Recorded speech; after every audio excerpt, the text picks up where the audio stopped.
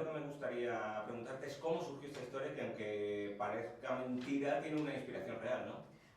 The first thing I'd like to ask you, Jean, is how did you come up with the idea for this story? Because even though it's hard to believe, it's based on a real thing, right? Yeah, it is hard to believe, and I don't even know if it actually. The ad is real. I don't know if this was meant really to find someone, but the ad itself was real. It's from 2013, and it was given to me by two of the producers, Mark Provisero and Naomi Odenkirk, sent it to me.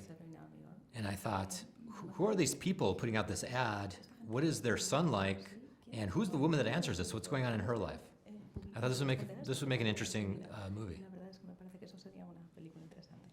Y a raíz de ese anuncio, oye, en clave de comedia, la película pone encima de la mesa un problema muy real, como es el de los jóvenes aislados en su burbuja tecnológica, que cada vez tienen más dificultades para entablar relaciones reales y auténticas, más allá de las redes sociales y las apps, ¿no? Also from the perspective of the comedy, the movie puts on the table the topic that is very real, such as the young people who isolate themselves in a technological bubble, and they have increasing difficulties to establish real relationships, authentic ones beyond social media apps and the virtual world. Yeah, I mean, I remember years ago this was happening in Japan. I remember reading about this, and it's kind of taken over a lot of the world, and the pandemic did not help. I think that further isolated a lot of people. I started working on this even before the pandemic, and the pandemic only amplified all of these issues. But even before social media, I was kind of like this. I was in my room reading a lot, watching comedies. So it's a certain type of person that does this, and I was one of those. I was like a young person. Dicen que una de las claves de una buena comedia es incluir en ella cierta dosis de improvisación. Ha habido muchas y malos rollos, y cómo se ha desenvuelto Jennifer en la que es su primera comedia. They say one of the keys to good comedy is including improv to a certain extent, improvisation. So has there been a lot in No Hard Feelings, and how did Jennifer do in her first comedy from this respect? Well, I'll answer the second part first, which is that Jennifer is amazing in this movie. She is so funny. So, I think this is one of her, I'm biased, but I think this is one of her best performances. And, comedies don't get a lot of respect for awards, but I think she should win all the awards. She's so strong, she's so emotional, and she's so funny. As far as improvisation goes, there's a lot of talk about improvisation in comedy, but I find that timing and physical comedy are just as important.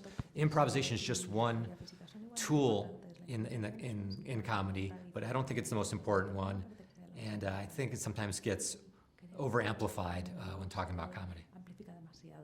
That being said, her and Andrew both had really funny improvisations, but I don't even remember what they are. I'll take credit for them, though. No me acuerdo en cuáles son, pero vamos, me llevo el reconocimiento por ellos. Y ya para terminar, te quería preguntar por la complicada situación de la industria de Hollywood, porque tras varias semanas de huelga de guionistas, parece que también se acerca ahora una huelga de actores, está habiendo retrasos. ¿Cuál es tu opinión al respecto? And just to wrap up, I wanted to ask you about the complicated situation for the industry in Hollywood, because there's been very many weeks of strikes for screenwriters, and it seems to be followed. It seems like it's going to be followed by a strike, an actor's strike. What's your opinion about this? Look, I was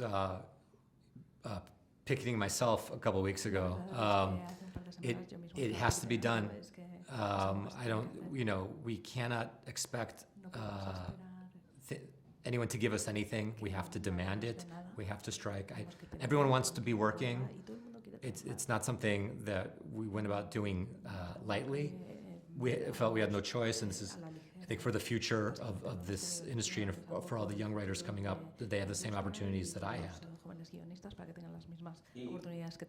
¿Y crees que hace falta redefinir las reglas de la industria para que el reparto sea más justo para todos, para actores, directores, guionistas? Do you think the rules of the industry need to be redefined so that the allocation needs to be fair, so the allocation is fairer for everyone, so the split is fairer, actors, directors, Absolutely. technicians? Absolutely.